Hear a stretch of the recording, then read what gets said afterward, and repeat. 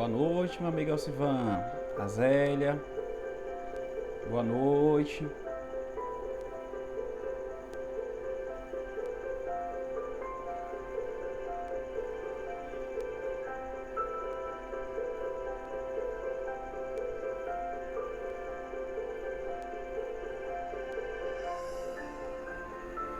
Boa noite, amigo Helder. Tudo em paz?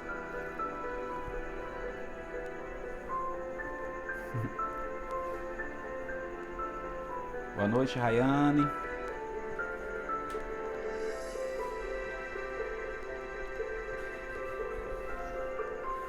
Tudo em paz com vocês? Que alegria, né, gente? Nós estarmos aqui reunidos mais uma vez. Atrasei aí uns minutinhos, porque contratempos técnicos de última hora. Mas estamos aqui reunidos, né? Boa noite, Gilmara, Jeane, tudo bem? Graças a Deus, tudo em paz, né? Caminhando, é o que importa. Vamos esperar só alguns minutinhos aí para se juntar mais corações conosco. Boa noite, Mateus. Tudo caminhando, né? Pois é, né, Alcivan? Pessoas até pediram temas semelhantes a esse. E aí juntou com algumas leituras que eu estava, pode-se dizer, pendente com Joana de Ângeles. Coloquei umas leituras em dias e trouxe esse tema para a gente refletir.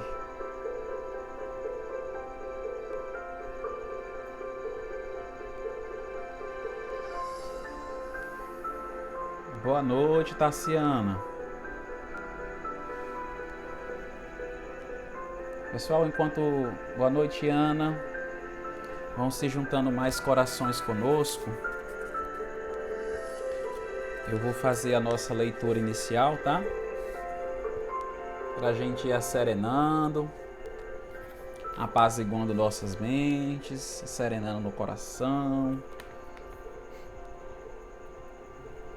Boa noite, Cecília, Bruna. Bem, pessoal, a mensagem dessa noite, ela é do Espírito André Luiz, o médio Divaldo Francisco Cândido Xavier, e é tirada do livro Agenda Cristã da Federação Espírita Brasileira, e traz como tema Ajude sempre. Diante da noite, não acuse as trevas, aprenda a fazer lume. Em vão condenará você o pântano, ajude-o a purificar-se. No caminho pedregoso, não atire calhaus nos outros, transforme os calhaus em obras úteis. Não amaldiçoe o vozerio alheio, ensine alguma lição proveitosa com o silêncio. Não adote a incerteza perante as situações difíceis. Enfrente-a com a consciência limpa. Debalde censurará você o espinheiro, remova-o com bondade. Não critique o terreno sáfaro. Ao invés disso, dê-lhe adubo.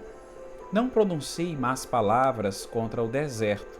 Auxilie a cavar um poço sobre a areia escaldante.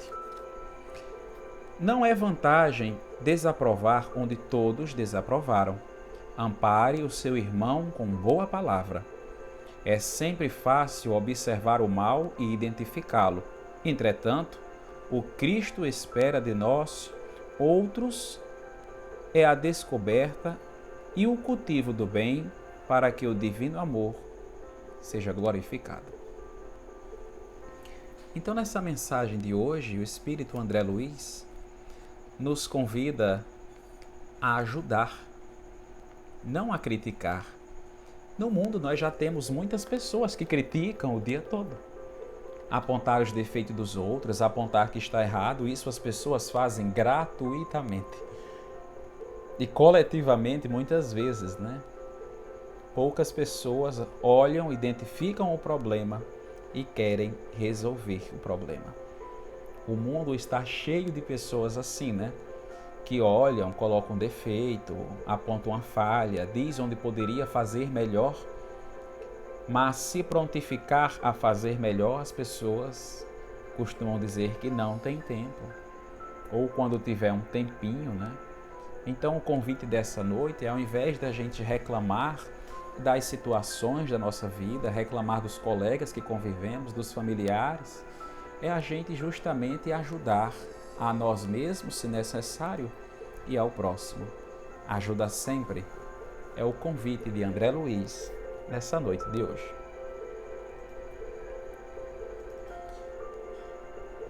Boa noite a quem chegou agora. Boa noite, Isaura, Tassiana, a Tábita, Bruna. Boa noite. Eu quero convidar vocês, após essa leitura inicial, a cada um fechar os vossos olhos, elevar o nosso pensamento ao alto, entrarmos em comunhão com a espiritualidade superior, com o nosso Deus Criador,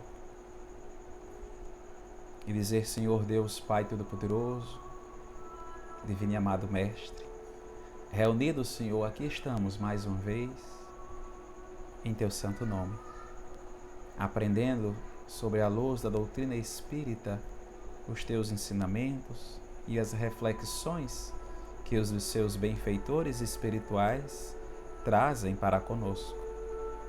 Auxilia-nos, Senhor, que os nossos mentores espirituais nos ajudem a intuir, a aprender, a absorver melhor os ensinamentos luminosos que vêm de Ti. Aproveitamos, Senhor, este momento de união em pensamento e em coração para pedirmos a favor de todos os nossos irmãos que passam pelas provações tão difíceis, pelas enfermidades do corpo físico, espiritual, material, que estão presos, que estão nos leitos dos hospitais, no meio das ruas, que passam por situações de guerras, como nossos irmãos de outros países. A serena, a calma, cura, Senhor, restaura cada um destes. Coloca a verdade e a vida sobre cada um, para que possamos um dia caminhar de mãos dadas os caminhos que levam a vós.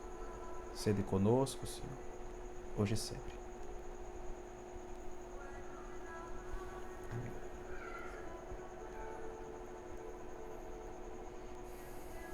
Boa noite, teóloga Betinha. Bem, gente, como colocado aqui nos comentários fixos, né? Essa noite a gente vai refletir um pouco sobre a tristeza e a depressão à luz da doutrina espírita. Não vamos definir patologias, doenças em si,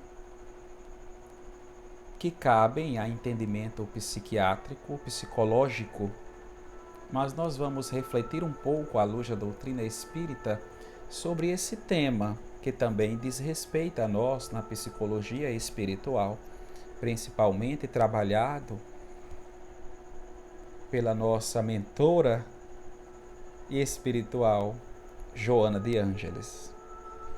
Esse tema que trago hoje, ele é o capítulo de um livro de Joana de Ângeles, na verdade, de um dos autores que trabalha com Joana, que é Conhecendo a Alma, Cultivo das Emoções, Transtornos, que Joana contribui a entender. São 3 obras. Então eu dei uma lida, dei uma refletida, e a gente veio compartilhar isso com vocês essa noite. Então quero deixar desde o começo que nossas reflexões aqui são embasadas nas obras de Joana, com reflexões de melhoria própria, Em momento nenhum, o Espiritismo ele diz para que as pessoas não tratem na psicologia ou na psiquiatria.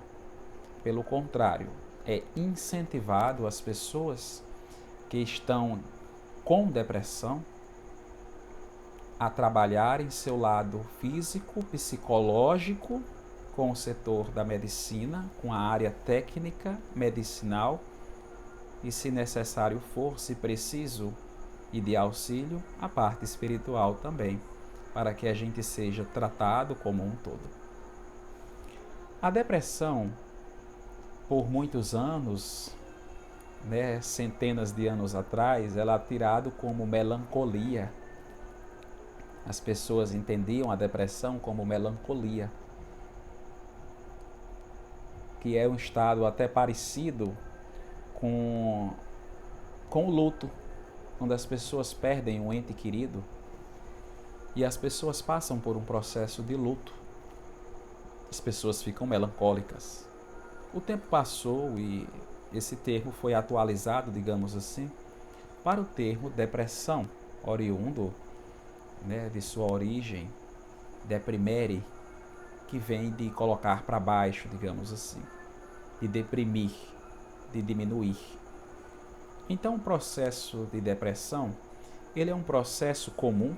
A Organização Mundial de Saúde nos coloca, nos aponta que desse período que nós estamos, a depressão ela é o mal do século, que vai afetar mais pessoas do que muitas outras doenças, porque são doenças psicológicas, como a ansiedade, que nós presenciamos um aumento significativo nos últimos anos e principalmente agora nesse período pandêmico em que nós vivemos.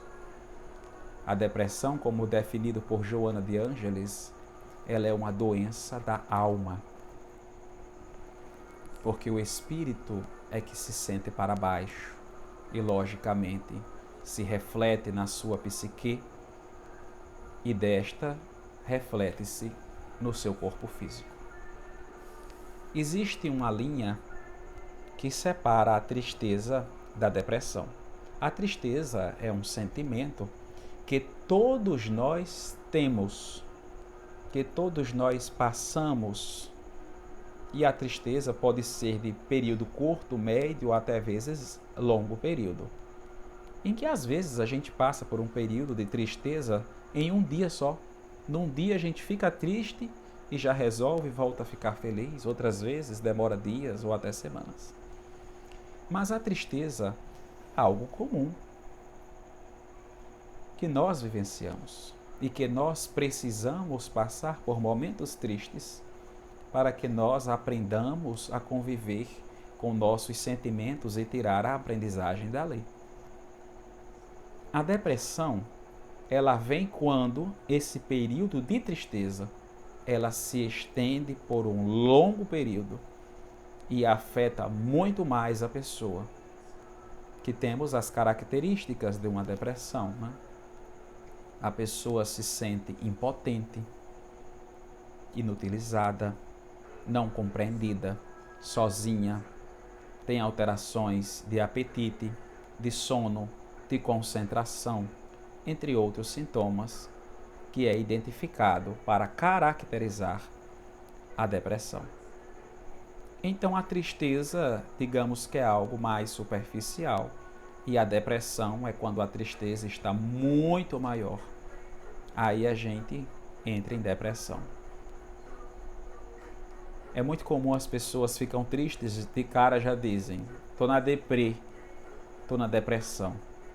Mas não, é uma tristeza. A depressão é uma doença psicológica seríssima, que merece toda a cautela, toda a atenção, todo o auxílio necessário e a favor das pessoas que estão enfermas pela depressão. É uma doença muito séria que as pessoas estudam há séculos na psicanálise, na psicologia, na medicina, na psiquiatria, e percebam que até na doutrina espírita esse tema ele é importante para nós, para que a gente aprenda, para que a gente conviva, para que a gente ajude-nos e ajudar ao próximo. É nesse intuito que a mentora Joana de Ângeles nos traz a psicologia espiritual para ser um a mais a favor das pessoas que sofrem com a depressão. Então, algumas colocações eu trouxe bastante do livro de Joana, dos livros de Joana de Ângeles, e trago algumas colocações. Joana nos diz que a depressão, o deprimido, ele tem a sensação de ter perdido alguma coisa, de que foi tirado algo que ele era profundamente significativo.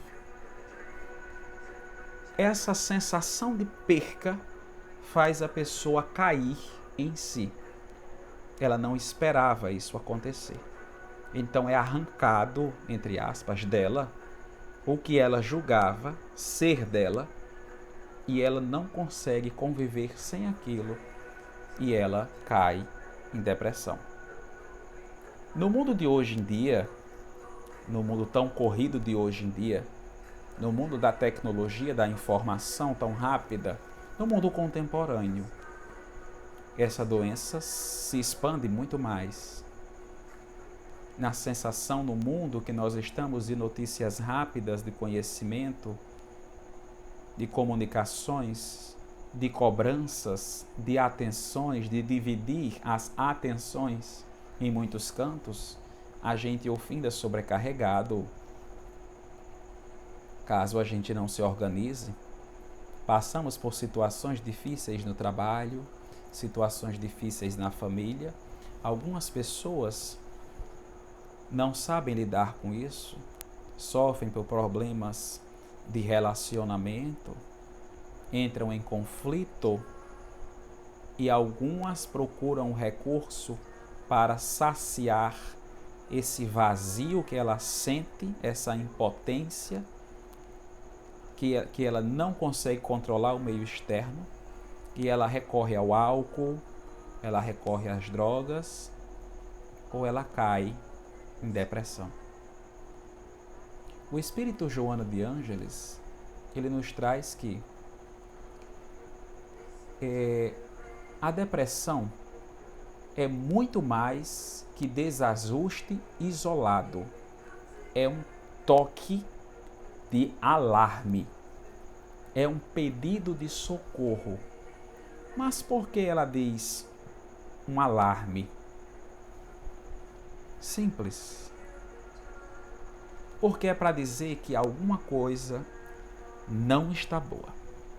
Alguma coisa está definitivamente muito errada com a pessoa que está em depressão. É um alarme para ela mesma que algum setor da vida dela, algum sentimento da vida dela foi negligenciado, foi afastado, foi diminuído e não foi trabalhado como se deveria. E agora merece toda a atenção. Quando nós estamos tristes por problemas de relacionamento, a gente aprende com a tristeza. A gente não deve fugir. Joana de Ângeles, no livro Contribuições de Joana de Ângeles para os Transtornos Psicológicos, nos diz que nós não devemos cultivar a tristeza, nem tampouco fugir dela. Por que a gente não deve fugir da tristeza? Para que não fiquem lacunas, para que não fiquem buracos na área sentimental e psicológica, porque eles podem aumentar. Mas também não devemos cultivar. Nós devemos encarar as situações difíceis, tristes, de frente mesmo. Permitir-se sentir esses sentimentos de alegria, de euforia, de tristeza, permitir-se sentir. Agora, não deixar-se ficar nessa zona por muito tempo, porque aí saímos da linha tênua entre a tristeza e a depressão. Joana nos esclarece que, evidente, porém, que além dos sintomas físicos, os de ordem psicológica e espiritual manifestam-se com muita intensidade na depressão. E ela também nos traz: nem sempre, porém, serão encontradas as matrizes de tais patologias que estão profundamente registradas no espírito como decorrência de condutas, de atitudes, dos insucessos das encarnações passadas. O que quer dizer isso nas palavras de Joana? Joana fala com as palavras bem elaboradas, né? O que Joana está dizendo? Como ela coloca, a depressão é uma doença da alma. É o espírito que não sabe agir em tais circunstâncias. Então merece ser tratado na essência, no cerne da dificuldade. Por isso é indicado o tratamento psicoterapêutico para os especialistas da área irem encontrarem e trabalharem o indivíduo na origem do problema. Mas nós encontramos também o auxílio necessário através da psiquiatria, que vai trazer os tratamentos farmacoterapêuticos a favor. A depressão, ela afeta os neurotransmissores e é necessário os produtos químicos de alteração de humor, como a dopamina, que geramos e que necessitamos para estabilizar o humor, a dopamina, na finalidade de remédios químicos para estabilizarem o nosso humor, regular o apetite, o sono, a área sexual, os funcionamentos de concentração, para que a gente possa tentar normalizar através de recursos químicos o nosso estado normal. É por isso que nos tratamentos de pessoas depressivas, se é recomendado o auxílio psiquiátrico e psicológico. Tem pessoas que, quando vê uma pessoa deprimida, já diz logo que é um problema espiritual, encaminham para os centros espíritas, porque diz que é influência de obsessores. E muitas vezes, Joana nos esclarece: não é.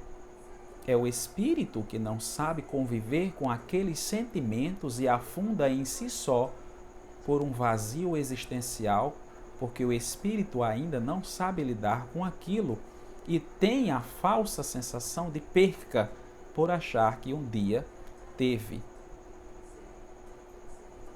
Por achar que aquela sensação de posse, que o objeto ou pessoa era dela, e as pessoas, por não saberem administrar, caem numa tristeza profunda, caem na depressão.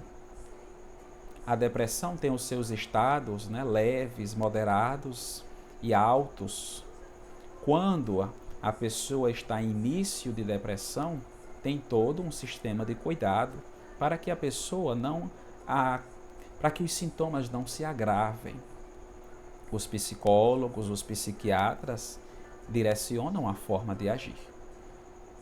Quando a depressão está em um nível muito mais elevado, aí sim merece um destaque, merece uma atenção muito mais preocupada com as pessoas que estão em depressão avançada, em uma depressão aguda, porque de acordo com o nível, começa a passar na cabeça da pessoa de querer tirar, abre aspas, a própria vida, começa a pensar em ter pensamentos suicidas, pensamentos de morte começam a sondar aquela pessoa devido à sua baixa vibração, com a energia vital fragilizada, em estado baixo. E é nessas horas que nós devemos redobrar, triplicar, quadruplicar a atenção com essas pessoas e que se faz necessário, de preferência, além dos tratamentos psiquiátricos, psicológicos, se possível espiritual. Porque na hora que uma pessoa está enferma de transtornos psicológicos, da depressão, então as pessoas estão numa vibração, num padrão de energias baixas, logicamente vai sintonizar com espíritos de mesma frequência vibratória. E a pessoa pode, neste caso, estar sujeito a obsessores. E aí se faz necessário, lhe é indicado, os tratamentos espirituais necessários, que a gente vem com a fluidoterapia, com a água fluidificada, com os tratamentos de passes e as mensagens edificantes do Evangelho, do esclarecimento, do autoencontro no Espiritismo. Mas isso não quer dizer que os tratamentos psicológicos e psiquiátricos não vá funcionar se não tiver os tratamentos espirituais. O tratamento espiritual, ele é um a mais a favor da pessoa que está na depressão. E ela não deve ser substituída, nem tampouco interrompida devido aos tratamentos espirituais. Pelo contrário, o espírito Joana de Ângeles nos esclarece que muitas pessoas que começam tratamentos farmacoterapêuticos, psicoterapêuticos, que são procedimentos que demoram, logicamente, algum tempo para que a pessoa, para que o indivíduo se sinta bem. E a pessoa começa os seus tratamentos psicológicos, começa a tomar os seus remédios e após algumas semanas sentem-se melhor e por vontade própria interrompem o medicamento e o tratamento por se sentirem melhor e elas causam um profundo dano a si mesmas. Porque a psicologia, a psiquiatria sabem a forma de trabalhar. Então, os tratamentos não devem ser interrompidos.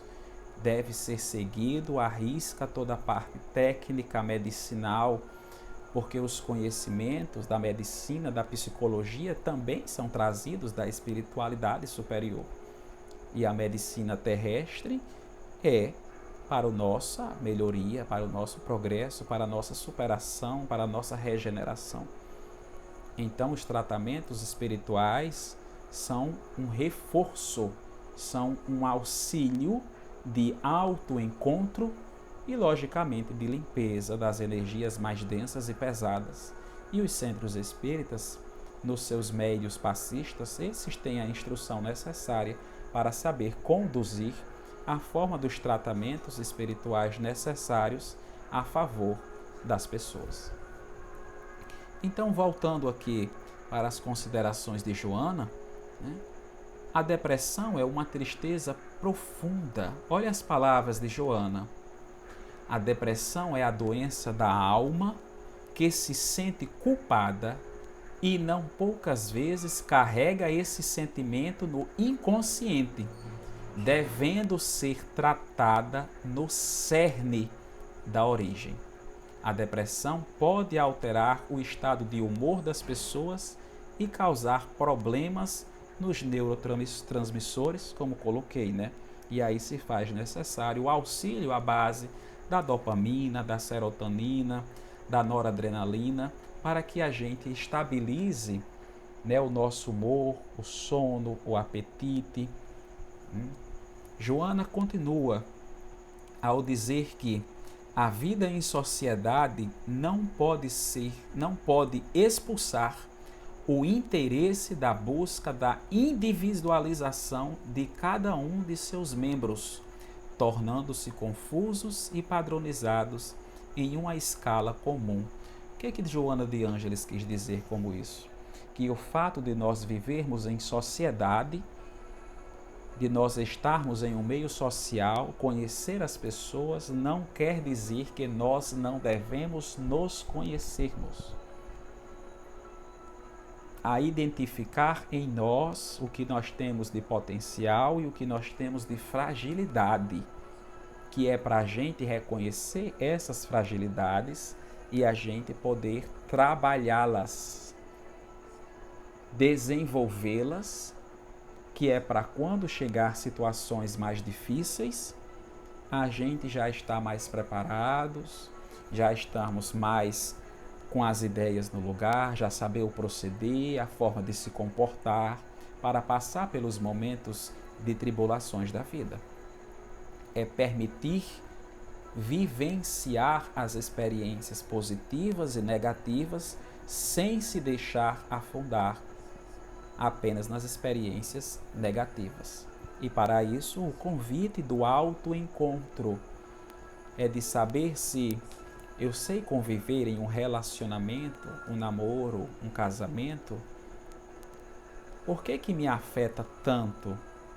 Por que eu sou uma pessoa tão ciumenta? Por que o que as pessoas fazem a mim eu levo tão a sério, se torna algo tão grande? Será que realmente é algo grandioso assim? Quando eu reconheço que não era algo tão grande, como eu fico? Então, é nessas horas que a gente se encontra e que a gente vai aos poucos tratando nós mesmos na forma de agir, permitindo-se a tristeza, mas não permitindo-se ficar na tristeza, ao ponto de entrarmos na depressão. Joana de Ângeles nos convida, a procurarmos o sentido para a vida. Porque as pessoas, quando estão na depressão, elas perdem definitivamente o sentido. A vida para ela é como se parasse, perdesse a importância, perdesse o sentido. Nos coloca o psicólogo Rossandro Klinger, que quando uma mãe, por exemplo, perde um filho, perde uma filha, ou o marido perde uma esposa, perde um ente querido muito próximo, o estado de luto, ele tem um período que a psicologia analisa, um período de tristeza grande, mas ele tem uma margem de duração.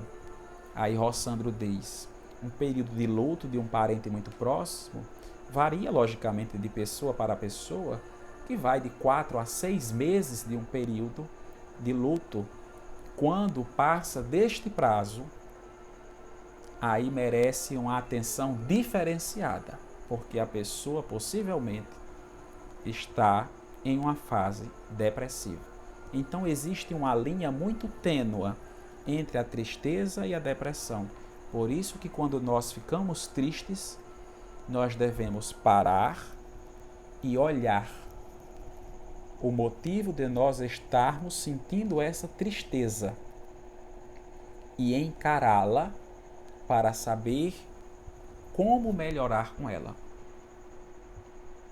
Joana nos coloca, a depressão é um momento vivido como um ponto crítico na vida, um chamado para que a gente conheça o verdadeiro eu. Um chamado em que sentido? Para que a pessoa que está nessa profunda tristeza identifique o problema para dizer, aconteceu isso, e agora, como eu vou agir? Porque se a depressão, se a tristeza aumentou a um ponto de chegar a uma depressão, a pessoa identifica o que é e dizer agora, como eu vou agir perante isso?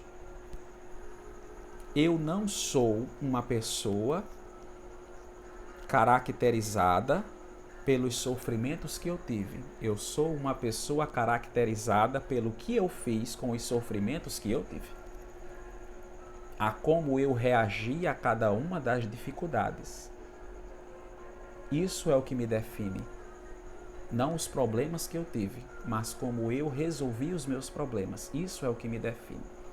É esse o convite de olhar para momentos delicados, para situações de tristezas, de depressões e saber agir.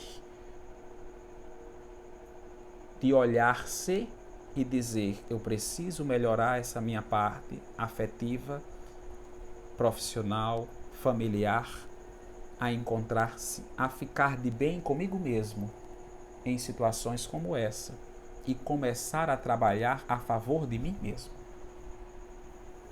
É o que Joana nos traz. Joana nos coloca a tristeza, a depressão como uma luz, quando diz a luz, a depressão como agente de mudança e de significado. Por isso que no livro ela coloca do jeito que está aí, depressão, uma luz na escuridão. Por que ela coloca como uma luz? Porque nós podemos enxergar sempre a depressão como as características atribuídas a ela. Alteração no sono, no apetite, no humor, sensação de insegurança, de inferioridade. Aí Joana coloca mais uma luz na escuridão. Por que uma luz? Porque ela nos coloca, nos convida a enxergarmos como um agente de mudança e de significado em nossas vidas. Porque se nós caímos em um processo depressivo, ele está alarmando, o nosso psicológico está alarmando, ele está gritando em nós, dizendo, você precisa melhorar neste ponto, neste tópico. É por isso que você caiu nesse vazio existencial. Você julgava ter algo e de repente você descobre que você não tem aquilo. Você estava com, mas não era seu. Você convivia com aquilo. Você convivia com aquele ente familiar. Você convivia com aquele companheiro, com aquela companheira, mas ele não era seu. Ele estava com você. Então nos convida a esse alarme, é um sinalizador. Ele diz, melhore aqui. Como colocou a Joana, afirma que sintomas pré-depressivos escondem a incapacidade do indivíduo de resolver os desafios existenciais e refugiam no medo, optando pelo afastamento social. Olhe como Joana pesa na palavra. Só em nós, algumas vezes, os pré-sintomas, a gente se sente medo, inseguro, foge. Ou seja, não encaramos a situação. Por fugirmos, fica uma lacuna na gente e essa lacuna vai crescer a cada situação, até um ponto em que nós caímos nesse abismo. E a gente sente esse vazio. A psicanalista das correntes junguianas, das correntes que eu digo junguianas porque foi aluna de Jung, Esther Harding, ela nos traz que a depressão nos traz que tendo uma aliança entre a pessoa e os sintomas depressivos, uma aliança. Ou seja, se encarar, se aceitar, Que ela se sente no sentido de perceber o que aqueles sintomas dizem ao nosso respeito. Aceitar e querer mudar é o grande achado e significado para si mesmo, um grande passo a ser dado a favor de si próprio. Ou seja, uma aliança entre você e esses sentimentos que você encontra. ao invés de você querer estar fugindo dele, ao invés de você querer sair desse sofrimento a qualquer custo, a você encarar, formar uma aliança com esses sentimentos e ouvi-los para dizer por que eu estou sentindo isso, como que eu vou melhorar agora, e aceitar o auxílio necessário para o seu progresso, permitir-se ir ao psicólogo, permitir-se ir ao psiquiatra, permitir-se ir aos tratamentos espirituais direcionados a favor do seu progresso. É aceitar que tem e melhorar, e ir atrás. Coloquei ainda uma passagem de Joana que diz: é encontrar-se na sombra. A luz na escuridão é encontrar-se na sombra.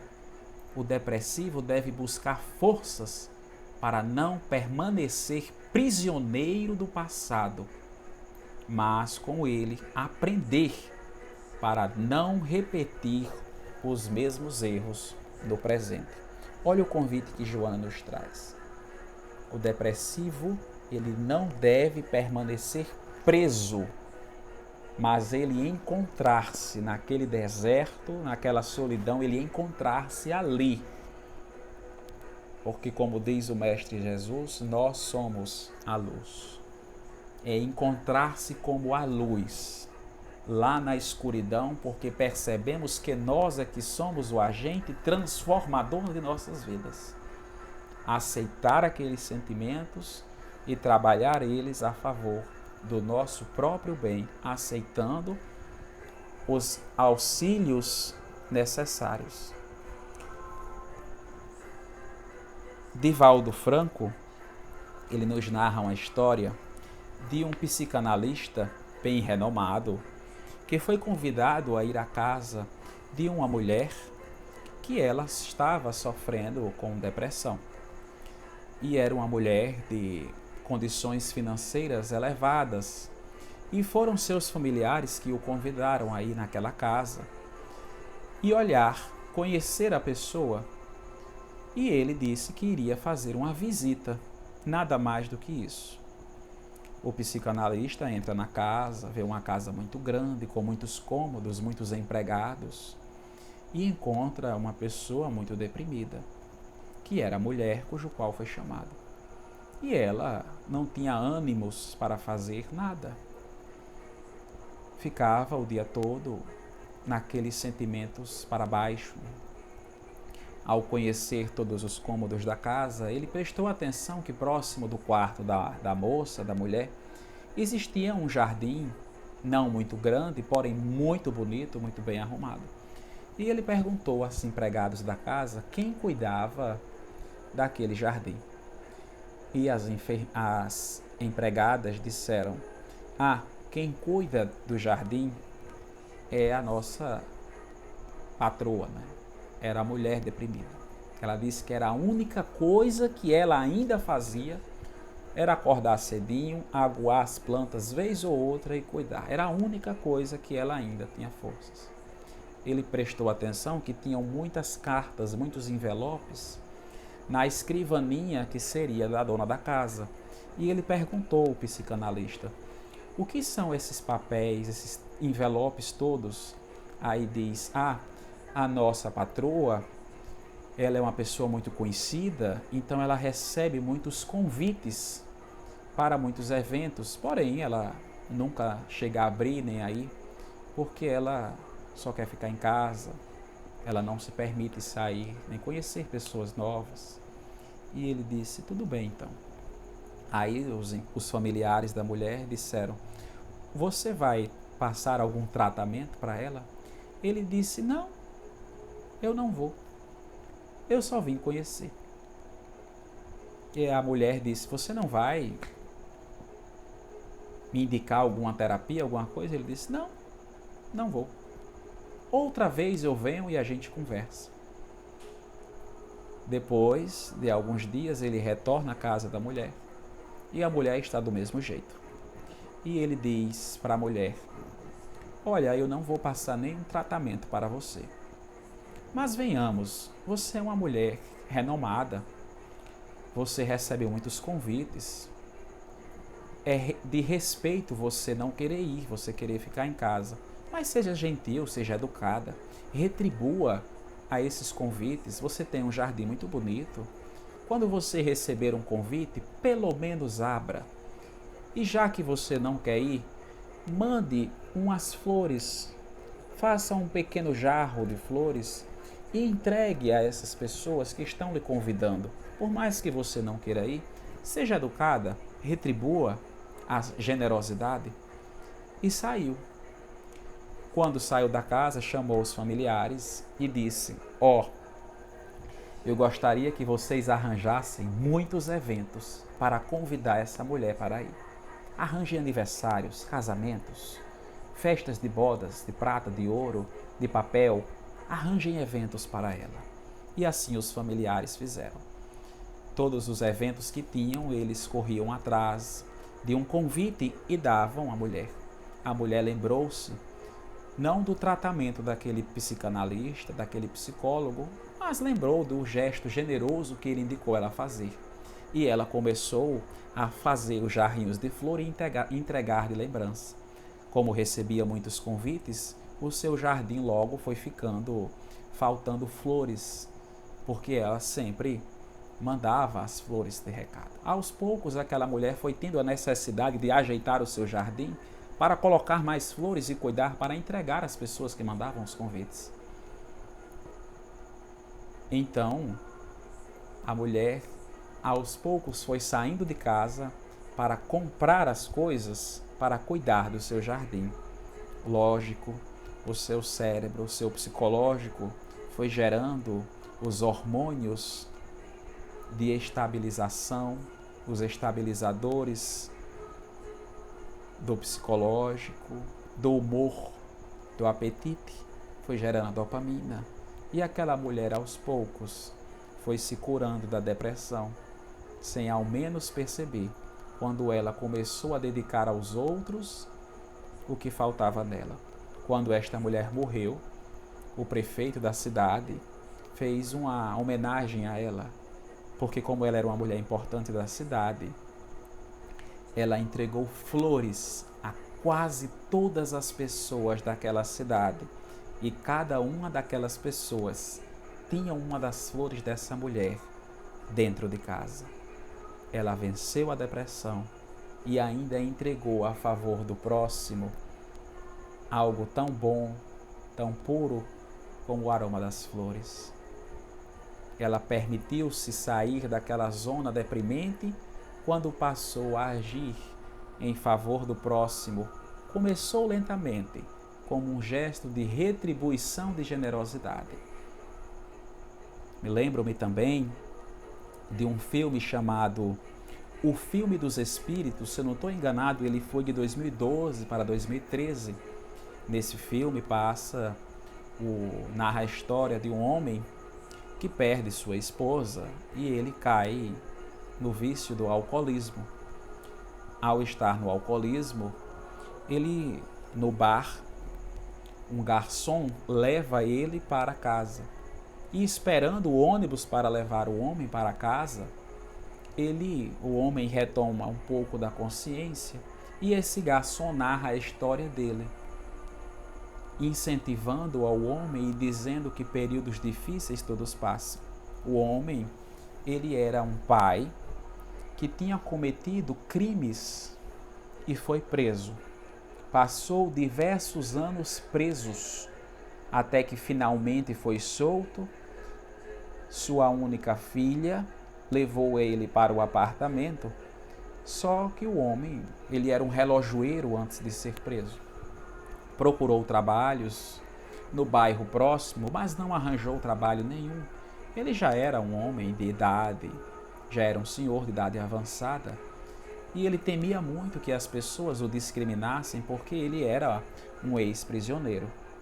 Então ele não arranjou trabalho e ele se sentia uma pessoa que estava sendo um incômodo para a vida da filha, porque a filha tinha que sair do trabalho para cuidar dele, os gastos na casa aumentaram por causa dele, ele não conseguia contribuir no setor financeiro porque não trabalhava, então ele começou a se sentir com incômodo e, logicamente, foi caindo em depressão, porque ele se sentiu um vazio. Ele dizia que a vida não tinha mais sentido para ele só era um incômodo, era melhor que ele não existisse. Esses eram os pensamentos dele. Ele escreve uma carta de despedida para sua filha e, quando ele estava prestes a cometer suicídio, ele escuta o grito de uma senhora bem idosa no apartamento do lado. Então ele corre e vai olhar a senhora. A senhora fazia um caldeirão de sopa e a senhora tinha se queimado com a sopa quente. Aí ele vai ajudar a senhora e a senhorinha diz: não, não olhe para mim, por favor, mexa a sopa. E o homem diz: mas a senhora se queimou. Ele disse: não, não, por favor, mexa a sopa. Eu vou passar uma pomada, eu vou no posto de saúde aqui próximo, mas não deixe a sopa queimar. O homem não tinha muito o que fazer, então ele ficou mexendo a sopa até que a senhorinha voltou. Quando a senhorinha volta, ela diz: ah, muito obrigado. Você não salvou a minha vida, você salvou a vida de muitas pessoas. E ele fica sem entender. E a senhorinha faz o convite. Ele diz: Senhor, você vai se ocupar essa noite? E ele diz: não, ele não tinha o que fazer, ele estava ocioso. E diz: você poderia comigo? É que eu queimei a mão, já não posso levar esse caldeirão de sopa. Você poderia levar esse caldeirão de sopa comigo essa noite? É porque hoje é o dia da sopa. Ele ficou sem entender, mas trocou de roupa e levou aquele caldeirão de sopa com a senhora ao local onde ela queria. E ela, aquela senhora de idade avançada, ela distribuía a sopa para pessoas carentes do meio da rua. Ela juntava a semana toda alimentos, verduras de um de outro, fazia a sopa e entregava aos moradores de rua. E disse para o Senhor: você fez um excelente trabalho. Olhe quantas pessoas você conseguiu ajudar. Você é um verdadeiro anjo de Deus na minha vida e na vida dessas pessoas. Eu espero que na próxima semana você venha de novo. Aquele homem, naquele momento, viu a importância daquela mulher, a importância do trabalho dela em favor dos mais necessitados, e ele decidiu ajudar a mulher na semana seguinte. Ele tirou aqueles pensamentos de inutilidade, aqueles pensamentos deprimentes e começou a entregar-se a favor do próximo. Uma vez por semana era o trabalho que ele cumpria, mas ele sentia um prazer de viver só para ajudar aquelas pessoas. Aos poucos, ele arranjou um trabalho e foi trabalhar de garçom, onde conhece o protagonista da história. E ele narra essa história para esse homem, para dizer a ele que todo sofrimento, da mesma forma que tem um começo, ele tem um fim. E que não importa as dificuldades, a vida, ela sempre continua. Quando nós nos enxergamos como agentes transformadores de nossa vida, se não em favor de nós mesmos, em favor do próximo. E aí nossa vida começa a ganhar um novo sentido, um novo significado de amor, de caridade em favor nosso e em favor do próximo. Eu quero agradecer novamente a cada um de vocês e fazer o convite de asserenar mais um pouco os pensamentos, de elevar o pensamento ao alto e em um só coração, em um só pensamento, a gente possamos, em uma só vibração, conectados com a espiritualidade do alto, possamos dizer: Senhor Deus, Pai Todo-Poderoso, Divino e amado Mestre Jesus, eu agradeço, Senhor, por tudo o que o Senhor coloca em minha vida, por todas as pessoas por todas as situações de aprendizagem, eu agradeço, Senhor. Eu agradeço pelos momentos felizes, eu agradeço pelos momentos de reflexão, eu agradeço pelos momentos de tristeza, pelos momentos que eu me sinto pequeno, pelas vezes que eu não sei o que fazer, porque eu reconheço hoje que são oportunidades de melhoria, de crescimento, de autoconhecimento, oportunidades para que eu aprenda a saber agir, a saber me comportar diante das dificuldades, dificuldades essas que eu conheço e algumas que eu deixo de lado, mas que eu possa olhar para cada uma destas, encontrar, abraçar, como uma amiga que me aponta onde eu preciso melhorar, onde eu preciso caminhar para seguir cada vez mais alto nos caminhos que levam a vós. Eu agradeço, Senhor, pela oportunidade de viver, pela oportunidade de cada dia ser uma pessoa melhor. E se por acaso eu cair nas regiões de tristeza, de depressão, que o Senhor emane seus mensageiros de paz e de amor em favor meu, Senhor, para que eu consiga reconhecer as dificuldades, sair dessas zonas tão deprimentes e caminhar em favor teu, para que eu consiga o auxílio ao meu favor e também ao favor do próximo, exercitando o amor e a caridade como ensinada pelo divino e amado Mestre Jesus. Agradeço, Senhor. Hoje eu dou glória a vós, Senhor, em todos os momentos, em todas as ocasiões, porque eu compreendo que tudo o que acontece em minha vida é para o meu bem, é para o meu progresso. Então eu agradeço e peço, Senhor, a tua proteção, a tua luz para mim, para os meus trabalhos, meus familiares, meus amigos e também a todos os enfermos que necessitam, enfermos da alma, do psicológico, do corpo físico. Ampara cada um destes, mandando o teu amor e a tua luz em favor de todos os teus filhos. Muito obrigado, Senhor. Que assim seja.